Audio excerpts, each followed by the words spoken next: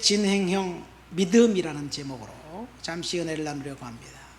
우리 지난주에 사도행전 3장을 통해서 베드로가 나면서부터 안진뱅이 된 그 사람을 고치면서 이렇게 외쳤죠. 은과 금은 내게 없거니와 내게 있는 것으로 내게 주노니 나사렛 예수 이름으로 일어나 걸어라 명령을 했습니다. 이 사람은 나면서부터 안진뱅이였기 때문에 한 번도 걸어본 사람이 없어요. 그 명령, 말로 다 명령한 것이 그 사람에게 얼마나 영향을 미쳤을까. 베드로는 기도했고 그리고 하나님 말씀에 순종했고 선포했습니다. 그런데 거기에 그치지 않고 그 사람의 손을 잡아서 일으켰습니다. 그러자 두 다리에 힘을 얻고 일어서 뛰면서 걸으면서 성전을 향해서 들어가면서 나오면서 하나님을 찬양했던 그런 광경을 이제 들었습니다. 그러니까 기적은 말씀의 선포도 중요하지만 그것보다 더 중요한 것은 순종. 하나님 앞에 기도했고 하나님이 명령하신 그 말씀을 순종해서 이제 손을 잡아 일으켜 세웠을 때 기적이 일어난 것을 우리는 알았습니다. 그러니까 기적은 사실은 순종에서 출발합니다. 우리가 이 땅을 살면서 기적을 원하지요. 나에게도 내 인생에도 기적이 일어났으면 좋겠다 그런 생각을 하고 기도하는데, 여러분 기도로 끝나면 사실은 기적이 일어나는 것이 아니라 우리에게 하나님께서 우리들에게 말씀하신 그 말씀을 순종할 때 기적이 나타날 줄 믿습니다. 오늘은 기적을 일으키는 믿음에 대해서 잠시 생각해 보려고 합니다. 오늘 본문에 보니까 예수님께서 고라신, 벳세다 그리고 가버나움이라는 도시에 살고 있었던 그 백성들, 그 사람들을 책망하는 장면이 나옵니다. 예수님께서 이 세 도시를 책망했는데 왜 특별히 이 세 도시를 책망했을까? 이 세 도시가 어떤 도시인가를 알면 은혜가 됩니다. 그러면 신약성경, 특별히 마가복음은 그 예수님에 대해서 소개하면서 무엇이 그렇게 급한지 예수님이 행했던 기적과 기사 그리고 이 능력 행했던 일, 귀신을 축출했던 일을 계속해서 열거하면서 기적을 행하셨던 그분이 하나님의 아들 메시아다, 그리스도다 이렇게 선포합니다. 자, 예수님이 공생애를 시작하면서 가장 먼저 그 활동했던 도시가 가버나움이라는 도시입니다. 마태복음도 그렇고 마가복음도 그렇고 누가복음도 그렇고 가버나움에서 수많은 병자들을 고친 그 사건들을 기록하고 있습니다. 그러니까 예수님은 공생애를 어느 도시에서 먼저 시작했느냐? 가버나움이라는 도시에서 시작했습니다. 그러니까 가버나움은 예수님 사역의 성지와 같은 곳입니다. 그 가버나움에서 예수님이 병자들을 고치면서 첫 번째 외쳤던 메시지가 회개하라 천국이 가까웠느니라 라는 메시지를 했습니다. 거기에 열병으로 누워있었던 베드로의 장모를 고쳤고요. 그리고 가버나움에서 중풍병 걸린 친구를 둔 그 4명의 친구가 들 것을 만들어서 들고 예수님께로 찾아왔는데 수많은 사람들이 있어서 예수님에게 접근할 수가 없어요. 그래서 지붕 꼭대기로 올라가 지붕을 뜯고 예수님을 계신 곳으로 달아내렸습니다. 그래서 예수님께서 그 광경을 보면서 뭐라고 말씀하셨나요? 내 믿음이 너를 구원하였느니라. 그렇게 말씀하시면서 그 중풍병자를 고쳐주셨습니다. 나병 환자를 고쳐주었어요. 여러분, 그러니까 기적은 믿음과 상관이 있습니다. 누구의 믿음이었느냐? 중풍병자 친구들의 믿음 때문에 그 중풍병자가 치유를 받습니다. 12해를 혈루증으로 앓았던 여인이 있습니다. 그 여인은 시돈이라는 이방 도시의 이방인입니다. 오늘 드로와 시돈, 여기서 나오는 시돈이라는 도시입니다. 이방 도시가 고라신과 벳세다보다 훨씬 더 복음에 수용적이었다라고 예수님이 칭찬했는데, 그 시돈 지방의 그 이방 여인, 그 여인이 예수님으로부터 치유를 받습니다. 왜요? 예수님 옷자락에 손을 만지면 내가 나을 것 같다, 그런 생각을 하고 예수님에게 찾아 나와서 예수님 옷자락에 손을 만지고 나음을 받았습니다. 다른 복음에 보면 예수님이 그 여인을 향해서 자녀의 떡을 개들에게 줌이 마땅하지 않다라고 이야기하면서 거부합니다. 그러니까 그 여성이 뭐라고 얘기하냐면 개들도 주인의 상에서 떨어지는 음식을 먹지 않습니까? 이런 이야기를 하면서 고쳐달라고 이야기하는 거예요. 그래서 그 여인을 고쳐주었습니다. 이방 여인입니다. 그때 예수님이 뭐라고 말씀하셨느냐? 내 믿음이 너를 구원하였느니라, 이렇게 말씀하셨습니다. 그러니까 예수님은 믿음을 보고 치유와 기적을 행했습니다. 간질병 걸린 아들을 둔 아버지, 그 아버지의 믿음 때문에 그 간질병 걸린 그 아들을 치유해 주시기도 했습니다. 이 대부분의 치유와 기적의 역사가 어디에서 있었느냐? 가버나움이라는 마을에서 있었습니다. 그러니까 가버나움에 살고 있었던 사람들은 다 예수가 메시아이고 예수가 권능을 가진 하나님의 아들이라는 사실을 알았습니다. 그리고 가버나움으로부터 북쪽으로 약 3km 떨어진 곳에 있는 마을이 고라신입니다. 성경에는 고라신에서 어떤 기적을 행했는지 나와 있지 않아요. 딱 본문, 오늘 우리가 읽은 본문 말씀, 그 본문 말씀과 병행 구절인 누가복음에도 고라신이 나와 있어요. 그런데 가버나움과 고라신이 3km 정도밖에 떨어져 있지 않았으니까 사실은 예수님께서 기적을 행사했던 그 모든 기적의 내용들을 속속들이 고라신 마을 사람들도 알고 있었습니다. 그리고 벳세다는 베드로와 안드레의 고향이고 빌립의 고향입니다. 그리고 벳세다에서는 예수님이 5,000명을 먹였던 오병이어의 기적이 일어났던 곳이 벳세다입니다. 그런데 예수님이 고라신과 벳세다 그리고 가버나움에 살고 있었던 그 백성들을 책망합니다. 왜 책망하셨을까? 사실 예수님의 사역은요, 말씀 사역과 치유 사역이에요. 딱 둘밖에 없어요. 물론 프리칭, 티칭, 힐링, 가르치는 사역도 했다고 말씀하시는데, 말씀 사역과 치유 사역인데 말씀 사역은 조금 하셨고 그리고 치유 사역은 대부분 하셨습니다. 그러니까 예수님께서 기적과 치유의 능력을 행했던 것을 두 눈으로 보았던 그 백성들, 가버나움 사람들, 고라신 사람들, 벳세다 사람들, 그 사람들이 예수를 믿는 믿음을 끝까지 지키지 않았던 것을 주님이 책망합니다. 이제 예수님 공생의 마지막 시점에 십자가에 달려 돌아가셨을 때 이들이 예수를 십자가에 못 박으소서, 십자가에 못 박으소서라고 외쳤던 백성들입니다. 자, 오늘 저는 현재 진행형 믿음이란 제목으로 설교를 합니다. 가버나움과 고라신과 벳세다의 백성들은 예수를 알고 믿었습니다. 예수님이 기적을 행했던, 능력 행했던 것을 알고 믿었습니다. 언제? 과거에. 과거형 믿음입니다. 그런데 그 과거 믿음이, 과거에 그 기적을 경험했고 과거의 능력을 경험했고 기도 응답을 경험했던 그 사람들이 현재 와서는 믿음을 잃어버리고 하나님을 거부했던 그 백성들을 책망한 거예요. 여러분, 우리의 믿음은 어떤가요? 과거에 내가 응답받았고, 과거에 내가 은혜 받았고, 과거에 내가 축복받았고, 그 과거에 화려했던 과거를 생각하면서 지금 하나님이 나와 그런 은혜의 자리에 있지 않은 것을 한탄하고 있지는 않는가? 우리는 생각해 보아야 될 줄 믿습니다. 어쩌면 과거형 믿음은 간증에 의해서 지배받는 사람을 말합니다. 옛날에는 하나님이 나를 이렇게 인도했는데 오늘날은 씁쓸하다. 과거형 믿음이 있으면 미래형 믿음도 있겠죠. 미래형 믿음은 아마도 현재와 현재 진행형을 발판으로 해서 비전을 품고 있는 사람들, 그 사람들이 미래형 믿음의 소유자가 될 것입니다. 그렇다면 우리의 믿음은 어떤 믿음인가요?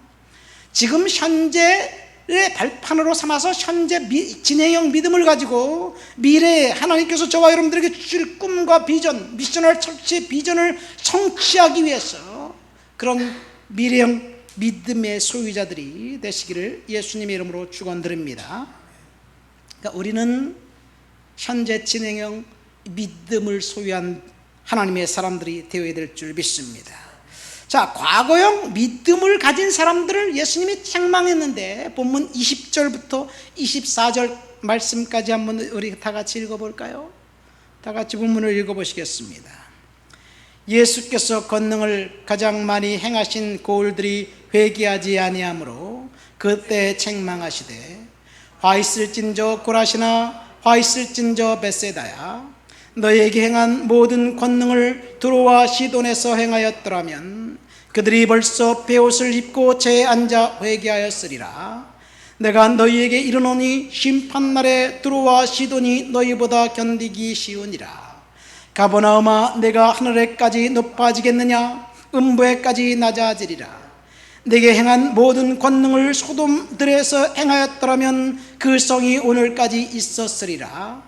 내가 너희에게 이르노니 심판날에 소돔 땅이 너희보다 견디기 쉬우니라 하시니라. 여러분, 이 본문에 나와 있는 두 단어를 우리가 주목해 보아야 될 필요성이 있습니다. 그 단어는 회개와 심판이라는 단어입니다. 다시 말해서 과거에 하나님의 능력을 맛보고 기도 응답의 경험이 있을지라도 지금 현재 하나님 앞에서 내 자신을 바라보면서 이제 참회하지 않고 회개하지 않는 사람들을, 죄를 고백하지 않는 사람들 하나님이 책망하신다는 이야기예요. 끝내는 그들에게 심판이 임하겠다는 이야기예요. 그래서 오늘 우리 교회에서 예배 시간에 굳이 예배 순서에 참회의 기도를 넣는 이유가 있어요. 왜? 우리는 날마다 하나님 앞에 참회하고 회개하고 하나님 앞에 다시 새 믿음을 받으려고 간구하는 그런 사람이 되게 해달라고 우리는 참회합니다. 여러분, 이 가버나움과 고라신과 벳사다 이 성도들은 과거에 주님의 기적을 경험했지만 현재의 죄를 회개하지 않았기 때문에 책망받았고, 회개하지 않는 그 백성들은 심판을 받을 수밖에 없다는 이야기입니다. 그러니까 회개와 심판은 항상 병행되어 존재합니다. 여러분, 우리는 오늘 우리의 삶 가운데서 하나님 앞에 내가 범죄한 것이 무엇인지, 잘못한 것이 무엇인지 적나라하게 하나님 앞에 회개하는 그런 성도들이 되어야 될 줄 믿습니다. 우리에게는 날마다 은혜가 필요합니다. 날마다 성령 충만도 필요합니다. 날마다 기도 응답도 필요합니다. 이것이 현재형 믿음입니다. 이 현재형 믿음을 현재 진행형으로 바꾸려면 우리가 날마다 하나님 앞에 은혜와 기도 응답과 성령 충만을 간구하면서 거기에다 우리가 하나님 앞에 참여하며 회개하는 사람들이 되어야 돼요. 예수님의 메시지의 첫 번째 외침은 회개하라 천국이 가까웠느니라 였습니다. 회개와 천국을 동시에 선포했습니다. 세례 요한의 첫 번째 메시지도 회개하라 천국이 가까웠느니라 였고요, 베드로의 첫 번째 메시지도 사도행전 3장에 보면 회개하여 예수 그리스도의 이름으로 세례를 받으라, 이것이 베드로의 첫 번째 메시지였습니다. 그래서 베드로의 메시지를 듣고 사람들이 하나님 앞에 참회하며 통회하면서 회개하고 주님 앞에 나왔습니다. 몇 명이? 사도행전 3장에 보니까 3,000명이, 4장 5장에 보니까 5,000명이 하나님 앞에 회개하는 역사가 있었습니다. 이것이 성경의 이야기이고 이것이 기독교 역사의 이야기입니다. 그런데 오늘날 교회에서 금기시된 단어가 있다면 아마도 회개하라는 선포일 것입니다. 언제부턴가요? 교회에서 회개하라는 말이 선포되지 않습니다. 제가 어린 시절 교회에서 항상 들었던 말씀은 회개하라는 말이었어요.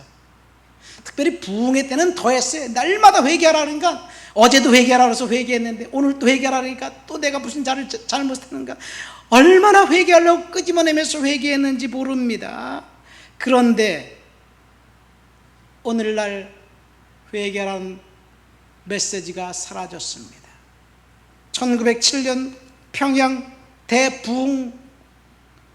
대부흥이 있었어요. 평양에서 교회 성도들이 회개하고 하나님 앞에 참여하고 부흥의 역사가 있었습니다. 그 평양 대부흥을 같이 현장에 있었던 스왈른 선교사님은 이런 기록을 남겼습니다. 교회에서 부흥을 체험한 성도들은 단순히 회개로만 끝나지 않았다. 다음날 사람들이 거리에서 마을에서 나가서 교회에서 죄를 고백한 그 모습을 볼 수 있었다. 도둑맞은 물건들이 되돌아왔고 잃어버린 지갑들이 되돌아왔고, 그리고 빚을 청산하지 않았던 사람들이 빚을 청산하게 되었고, 부정한 방법들이 시정되었다. 이것이 평양 대부흥의 비결이었습니다. 회개하고 삶을 수정한 거예요. 그런데 사실 1907년 평양의 대부흥은요, 그거부터 7년 전 1900년 영국 웨일즈에서 일어난 부흥의 그 불길이 인도를 거쳐서 한국 땅에까지 온 거예요. 1900년도 영국 웨일즈 부흥 때 영국의 기록에 의하면 술집들이 문을 닫았습니다. 그리고 경찰들이 할 일이 없어가지고 해고당했습니다. 온 도시의 도덕적 분위기가 크게 바뀌었습니다. 이 1900년대 그 부흥의 여파로 구세군이라는 교회가 시작됩니다. 근데 사실은 이 1900년대 영국 웨일즈의 부흥은 그거부터 한 150년 전, 200년 전에 1차, 2차 대각성 운동이라는 것이 영국과 미국에서 일어났어요. 그 대각성 운동의 이제 끝에 웨일즈 부흥과 그리고 평양대 부흥이 있었던 거예요. 근데 이 대각성 운동으로 두 가지가 일어났는데, 영국에서 첫 번째는 감리교 운동이 일어났고, 두 번째는 개신교 선교의 아버지인 윌리엄 캐리가 1792년 첫 번째 선교사로 인도로 파송된 일들이 있었습니다. 이후 250년간 기독교의 단골 메시지는 회개하라는 선포였습니다. 이런 부흥의 역사는 사실 초대교회로부터 시작되었습니다. 성령 충만함 받은 베드로가 이제 회개를 외치자 수많은 사람들이 이제 회개하고 세례를 받습니다. 그러니까 회개는 회개한 사람만 세례받은 거예요. 그리고 그것이 기독교 역사가 되었습니다. 회개하고 세례받으면 죽음이 자신에게 찾아와도 그 죽음조차도 주님 앞에서 순종하겠다는 그런 결단이었습니다. 300년 동안 기독교는 회개한 사람들만 세례받았고, 세례받은 사람들은 죽음을 두려워하지 않고 나가서 복음을 전했습니다. 그런데 콘스탄틴이라는 황제가 313년에 기독교를 공인하고 난 다음에 교회가 지하동굴에서 이제 지상으로 나왔습니다. 그 이후 기독교는 정치와 군사력의 힘을 빌어서 손쉽게 유럽 전역을 복음화시켰는데, 회개와 세례를 통한 복음이 아니라 집단 개종을 통해서 영주가 회개하면 영지에 살고 있던 모든 사람들이 다 기독교인이 되었어요. 그러니까 회개가 빠진 기독교가 시작된 거예요. 사실 로마에서 공식적으로 기독교를 공인하는 이후 이 중세가 시작되기 전 약 500년까지 그 교회가 기독교인들이, 성도들이, 철저하게 경건하고 거룩한 성도들이 세상 권력과 부에 동조하지 않고 사막으로 들어가 그것에서 금식하고 기도하고 청빈한 삶을 살았는데, 이 사람들이 수도사들입니다. 수도사들. 오늘날 기독교의 수도사가 사실 없어요. 천주교의 수사가 있다고 하지만 명맥만 있습니다. 이집트의 사막의 교부들이라는 사람들이 한때 500년, 600년도 때에는 수백 개의 수도원들이 있었고, 수많은 사람들이 청빈한 삶을 살면서 회개의 토대 위에서 하나님을 높여드렸습니다. 그런데 어느 순간 집단 개종이 있으면서 중세 세속 역사는 암흑기라고 이야기하고 있습니다. 회개가 없이 신자가 된 사람들이 욕심 때문에, 회개가 없는 신앙인들이 정치 권력을 갖고 교회가 정치 권력의 힘을 얻어서 오히려 세상 사람들보다 더 이상한 일을 수없이 많이 했어요. 사실 기독교 역사는 회개에서부터 출발했습니다. 이제 회개가 사라진 교회, 오늘날 한국 교회뿐만이 아닙니다. 전 세계 교회가 다 회개하는 선포가 사라졌습니다. 사실 미국 교회, 캐나다 교회, 유럽 교회 다 회개란 말을 선포하지 않습니다. 그것은 잘못된 신학에서 출발합니다. 70년대, 80년대 이 신사도 운동이 이 교회를 강타하면서 부와 축복과 치유가 복음의 단골 메뉴가 되면서 경제적인 풍요와 돈이 주는 편리함이 결국 성도들로 하여금 축복에 열광하게 만들었습니다. 주님께서 책망하신 그 고라신, 벳세다, 가버나움, 이 성도들은 회개하지 않았기 때문에 그렇습니다. 여러분, 오늘날 우리가 교회에서 듣는 말씀은, 메시지는 사실 회개하라는 메시지보다는 사실은 한술 더 떠서 이제는 회개할 필요가 없다라는 메시지까지 듣습니다. 왜 그러냐면요, 우리가 예수 그리스도의 십자가의 보혈의 은혜로 구원받았어요. 구원받으면 과거에 지은 죄를 용서받았기 때문에 구원받았고, 지금 지을 죄, 미래에 지을 죄 몽땅 다 우리는 용서받았기 때문에 구원받았고, 그리고 하나님의 백성이 되었다는 것이, 이것이 십자가 사건을 오용해서 해석한 거예요. 여러분, 우리가 십자가 사건 때문에 구원받은 것은 사실이에요. 우리의 죄가 용서받은 것도 사실입니다. 앞으로 지을 죄도 용서받은 것도 사실이에요. 그런데 단 한 가지 전제가 있습니다. 우리가 성령께서 우리들의 마음을 날마다 점검받기 전에는, 성령께서 우리들의 마음속에서 날마다 점검하면서 성령께서 참회하고 회개하라는 그 말씀을 듣고 순종할 때, 성령의 조명을 따라 살 때, 우리가 과거에 지은 죄, 미래에 지은 죄, 현재 지은 죄 다 몽땅 용서받는 거예요. 근데 성령과 동행하지 않으면서 십자가 사건, 유래 사건 때문에 회심이 결국 인생의 모든 것을 결정한다는 것은 어쩌면 십자가 보혈에 대한 오용이고 칼빈주의의 오용입니다. 우리는 이미 죄인이 아니다, 십자가에서 이미 용서받았다, 교회에서 듣는 말은 그거예요. 그런데 가만히 생각해 보세요. 우리들이 십자가에서 용서받은 것은 사실인데 죄인이 아닌가요? 죄인인데 죄인이 아니라고 교회에서는 대고 이야기하는 거예요. 그래서 우리는 죄인이 아닌 의인처럼 행동합니다. 그러니까 실은 죄인인데 의인처럼 행동하니까 성도들이 세상 사람들과 동일합니다. 어쩌면 세상 사람들보다 더 나쁜 그런 일들을 저지르면서도 여전히 하나님의 선택받은 백성이라고 착각하고 있습니다. 제 말의 요지는 중생한 사람이 구원받는 것, 십자가의 보혈을 무시하는 것이 아닙니다. 우리의 삶에서 처음 예수님을 만났을 때 회개의 그 놀라운 은혜가 있었던 것처럼 우리는 날마다 하나님 앞에 회개의 삶을 살아야 된다는 것을 이야기하고 있습니다.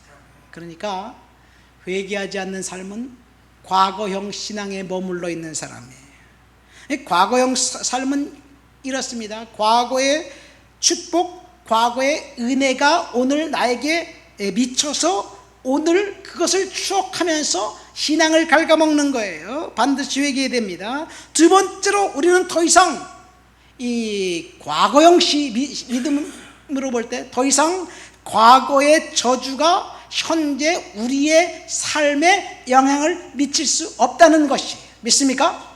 과거에 우리가 저주받았어요. 과거에 우리가 그 질병과 고통과 그 사건과 사고의 사슬에 얽매여 있어요. 과거에 사탄이 우리를 공격했어요. 그 과거에 사탄이 우리를 공격한 그 공격이 현재 우리의 삶, 우리의 미래의 삶에 영향을 미쳐서 저주와 실패와 낙담과 좌절 가운데 살 수 없다는 이야기가 미래형, 현재 진행형 신앙의 모습입니다. 자, 욥의 그 예화를 통해서 잠시 설명을 한번 들어볼까요? 욥이 원수로부터 공격을 받았습니다. 그 공격이 너무 커서 욥은 자녀들이 다 죽고 빌딩이 무너지고 재산이 다 날아가 버렸어요. 빈 몸뚱이 하나만 남았습니다. 그 욥의 몸 자체도 그 악창이 나서 너무너무 가려워가지고 귀화장을 가지고 몸을 긁을 수밖에 없어요. 가려움증이 생기면요 정말 견디기 힘들더라고요. 그렇잖아요. 조금만 가려워도 병원에 가서 약을 바르니까 가려움이 없으니까 살 것 같더라고요. 그런데 욥을 공격했던 사탄은 욥기 2장 7절 말씀 이후에 사라져 버렸어요. 더 이상 욥을 사탄이 공격하지 않습니다. 그런데 욥기가 끝날 때까지 욥기는 사탄의 공격 때문에 고통스럽고 힘들고 어려운 삶을 살아갑니다. 그런데 그것은 사탄이 공격했기 때문에 하기 때문에 아니라 사탄이 공격한 흔적이 남아있기 때문에 그렇습니다. 근데 여기 한 가지 더 안타까운 것이 있어요. 사탄의 공격이 남아있어서 고난이 있고, 두 번째, 하나님이 욥에게 응답하지 않고 침묵하셨다는 이야기예요. 하나님 앞에 기도해도 하나님이 아무런 대답이 없어요. 단지 욥의 세 친구가 욥에게 찾아와 가지고 욥을 비난하는 거예요. 욥을 비난해도 하나님 내가 그렇지 않지 않습니까? 하나님 내 편 들었어요. 기도했는데 하나님은 침묵하십니다. 어느 순간에 한 명이 더 찾아와서 네 명이 똘똘 뭉쳐서 욥을 비난하는데 욥은 견딜 수가 없습니다. 그런데 욥기 38장 1절에 하나님이 드디어 나타나셨습니다. 폭풍우 가운데 하나님이 나타나셔서 말씀하십니다. 그리고 욥이 옳다고 인정해 주셨습니다. 욥이 고난당할 때 그것은 사탄 공격의 흔적이고, 그리고 욥이 고난당할 때 하나님은 침묵하시지만 하나님이 욥을 떠난 것이 아니라 고난당했던 욥과 하나님이 함께 하셨다는 사실을 믿으시기를 예수님의 이름으로 축원드립니다. 우리는 과거형 신앙에 머물러 있을 필요가 없습니다. 왜? 하나님이 지금 우리와 함께 하시기 때문입니다. 하나님 비록 침묵하신다 할지라도 하나님은 우리를 떠난 것이 아닙니다. 하나님은 우리와 함께 하십니다. 우리가 지금 사건과 사고와 질병과 아니면 여러 가지 상황 속에서 하나님 앞에 절규하며 기도하는 우리 성도들이 있어요. 그런데 그 고난의 문제가 해결되지 않았는데 여전히 사탄이 계속해서 공격하기 때문에 고난당하는 것이 아닙니다. 사탄은 우리를 이미 한번 공격하고 떠나버렸습니다. 그러나 하나님이 그 고난에 당한 저와 여러분들과 함께 하신다는 사실을 믿으시기를 예수님의 이름으로 축원드립니다. 어쩌면 우리 장로님이 까닭없는 공장 화자라는 것을 통해서 고난당할 때 그 고난은, 사탄의 공격은 이미 그날 끝나버렸어요. 그리고 하나님이 지금 함께 하시는데 침묵하신다 할지라도 우리는 과거에 얽매여서 저주와 절망과 낙심 가운데 있을 필요성은 전혀 없습니다. 우리는 비전을 품고 하나님 앞에 살아가야 될 거예요. 이것이 미래형, 현재 진행형 믿음입니다. 자, 우리를 공격하는 원수, 마귀의 공격이 거세다 할지라도 우리의 미래까지 영향을 미칠 수 없다. 믿습니까?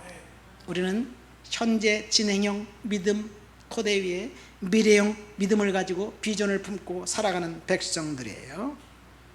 그렇다면 현재 진행형 믿음을 갖고 있는 성도들이 오늘 우리가 어떤 삶을 살아야 될까? 이 과거의 영향을 받아서 고난이 우리에게 오늘 있을 수도 있어요. 그렇죠. 어떻게 살아야 될까? 본문 12절부터 17절까지 한번 읽어보시도록 하겠습니다. 본문 12절부터 17절입니다. 세례 요한의 때부터 지금까지 천국은 침노를 당하나니 침노하는 자는 빼앗느니라.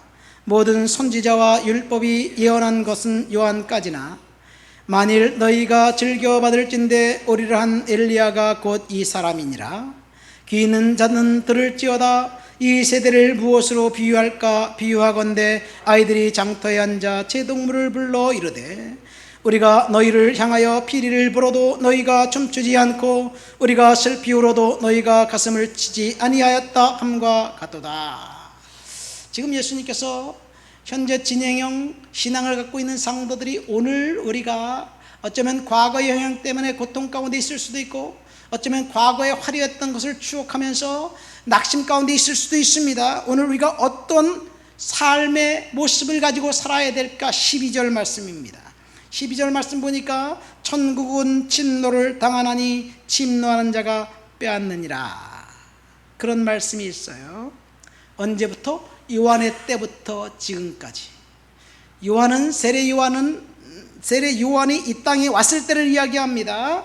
그러니까 사실은 이 말씀 한국어 성경으로 보면 천국은 침노를 당한다니까 천국을 우리가 침입하고 침범하고 천국에 들어가기 위해서 인간의 노력으로, 인간의 선행과 고행으로, 인간의 종교적인 열정과 열심으로 뭔가 해야지 천국을 들어가서 쟁취할 것이 아닌가라는 그런 뉘앙스가 풍깁니다. 한국어 성경을 읽으면 그래요. 천국에 가려면 하나님의 은혜보다는 인간의 노력으로 쟁취하는 것이 더 중요한 것 같습니다. 그런데 사실은 그런 의미가 아닙니다. 영어 성경에 보면요, 영어 성경 NIV를 직역을 하면 이렇습니다. 세례 요한 이후로 천국은 폭력의 대상이 되었다.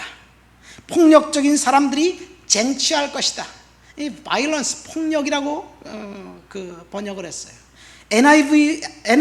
NASV가 킹 제임스 버전은 이렇습니다. 이 세례 요한 이후 천국은 폭력에 의해서 고통당한다. 폭력적인 사람들이 강제로 빼앗아갈 것이다. 그런 이야기예요. 이게 도대체 이게 무슨 말인지 모르겠죠. 제가 직역을 해도 설명하기 전엔 몰라요. 사실은 무엇을 말하냐면요, 여기서 폭력은 혁명을 말합니다. 그러니까 천국이라는 개념은 아직 사실 우리는 천국이라는 개념에 대해서 너무 잘 알아요. 그러나 예수님 당시 천국이라는 개념이 아예 없었습니다.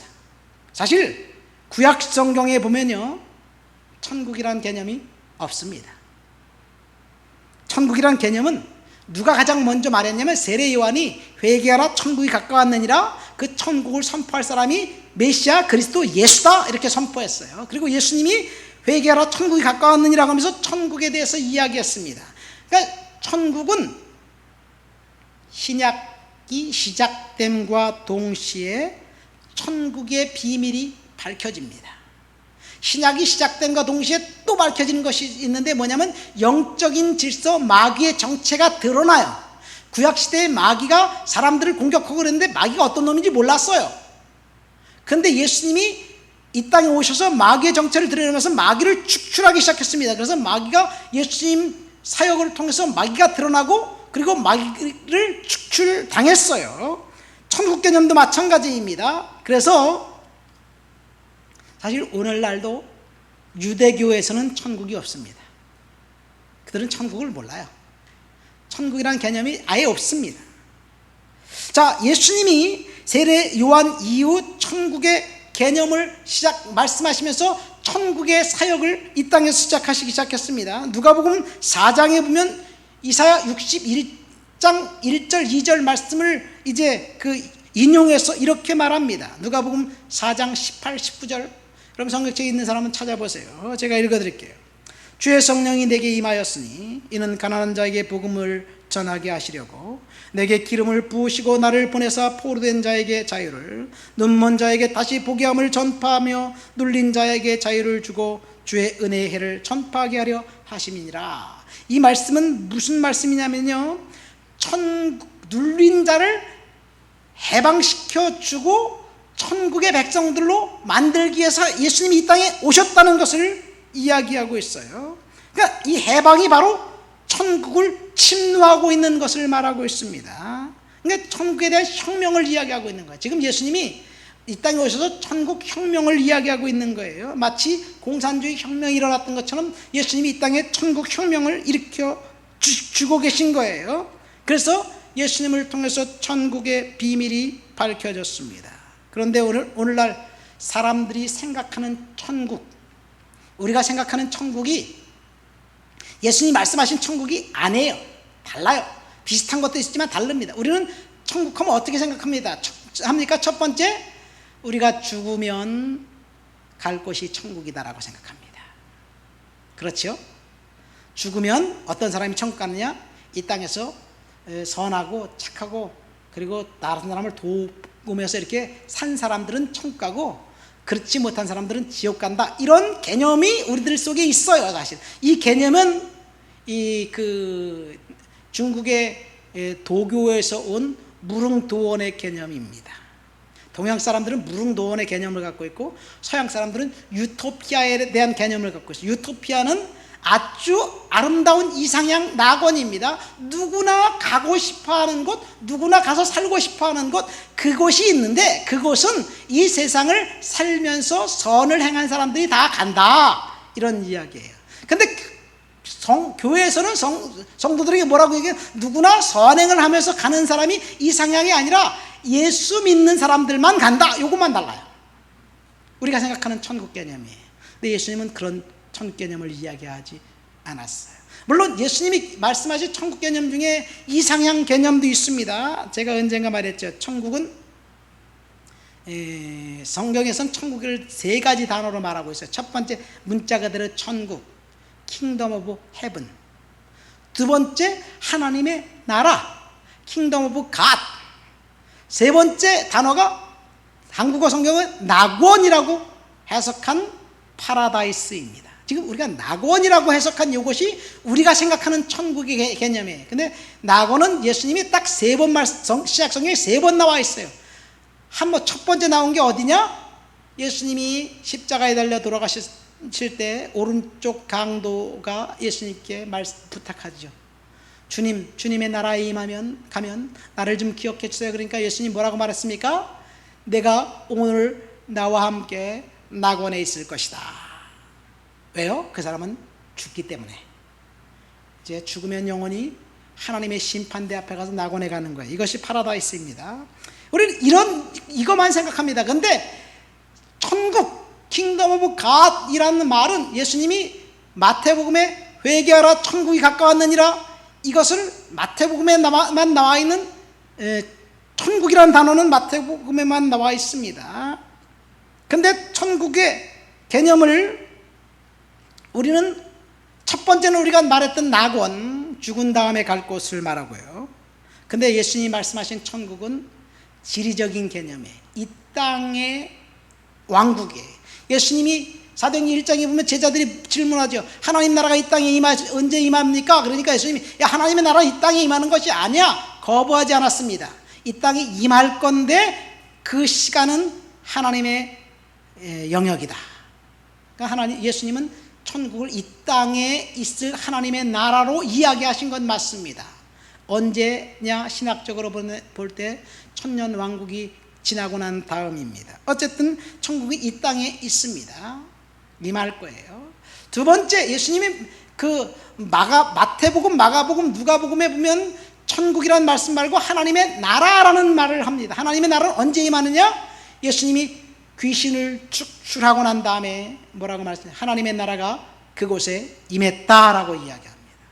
하나님의 나라는 그러니까 사탄의 통치를부터 해방된 자가 하나님의 나라의 백성이에요. 여러분, 그러니까 우리는 하나님의 나라의 백성들입니다. 믿습니까? 사탄이 여러분들을 통치합니까? 때때로 우리가 죄를 짓을 때 사탄이 우리를 통치할 때가 있어요. 사탄이 내 주인이 되면 사탄의 나라 백성이고, 하나님이 나의 주인이면 우리는 하나님의 나라 백성이에요. 그러니까 우리는 이 땅에서 하나님의 나라 백성으로 살아야 됩니다. 어떻게 하면 하나님의 나라 백성으로 사느냐? 사탄의 통치를 멀리하고 사탄을 멸했을 때, 사탄을 축출했을 때 하나님의 나라 백성입니다. 그러니까 이 땅이 하나님의 나라인데 다시 말해서 여러분들의 가정이 하나님의 나라이고 우리 교회가 하나님의 나라, 천국이 되어야 될 줄 믿습니다. 그러려면 하나님의 백성으로 살려면 사실은 섬기면서 도우면서 은혜 가운데 사는 것, 이것이 하나님의 나라 백성이 되는 거예요. 그러니까 천국은 침노를 당한다고, 천국은 혁명에 의해서 성취되는데 그 혁명이라는 것이 뭐냐? 저와 여러분들이 다른 사람들을 섬기며 헌신적인 삶을 살 때, 다른 사람을 돕는 삶을 살 때, 누구의 이름으로? 그리스도의 이름으로 살 때, 이것이 혁명이라는 이야기예요. 우리는 이 땅에서 천국의 자녀로답게 그렇게 살아야 될 줄 믿습니다. 이 땅에서 다른 사람을 섬기며 천국 백성으로 사는 것, 이것이 현재 진행형 믿음입니다. 그러나 우리가 육신이 70, 80, 100년, 요즘은 재수 없으면 100살까지 산다 그러잖아요. 100살 살고 난 다음에 죽으면 우리는 파라다이스, 하나님 보호자 앞에 갈 거예요. 그 천국도 중요하지만 더 중요한 것은 이 땅에 살면서 하나님의 자녀답게 천국의 백성으로 사는 것, 이것이 현재 진행형 신앙입니다. 자, 그러니까 성경에서 말한 예수님이 예수 그리스도를 통해서 말씀하신 이 땅에 임한 천국의 백성으로 사는 것, 이것이 현재 진행형 신앙입니다. 이 땅에서 현재 천국 백성으로 살지 않는 그 백성들을 고라신, 베세다, 가버나움 백성들을 주님이 책망하신 거예요. 말씀을 맺습니다. 오늘 우리는 현재 진행형 믿음이라는 제목으로 은혜를 나눴습니다. 현재 진행형 믿음은 무엇이냐? 날마다 심판을 의식하면서 회개하고 우리의 삶을 하나님 앞에 수정하면서 사는 사람, 그 사람이 현재 진행형 신앙이니, 우리는 현재 진행형 신앙으로서 회개하고 우리에게 지은 우리의 죄들을 하나님 앞에 고백하고 그리고 은혜 가운데 살아야 될 줄 믿습니다. 현재 진행형 신앙인은 과거의 축복에 연연하지 않습니다. 현재 진행형 신앙인은 과거에 우리가 저주받았던 그런 아픈 상처에도 연연하지 않습니다. 과거는 과거이고 오늘 바탕으로 해서 하나님이 주신 비전과 꿈을 가지고 살아가는 사람들이 현재 진행형 신앙인입니다. 두 번째, 현재 진행형 신앙인은 천국이 침노하는 자가 빼앗는 것처럼 우리가 천국 백성으로서 세상에 나가서 이 지옥에 갈 수밖에 없는 그 백성들에게 복음을 선포해서 그들에게 천국이 침노되어서 천국의 혁명이 일어나게 하는 것, 이것이 우리가 현재 진행형 신앙인으로 살아갈 두 번째 모습입니다. 우리는 현재 진행형 신앙인으로 믿음으로 축복된 인생을 살아야 될 줄 믿습니다. 우리 다 같이 말씀을 생각하면서 통성으로 기도합니다.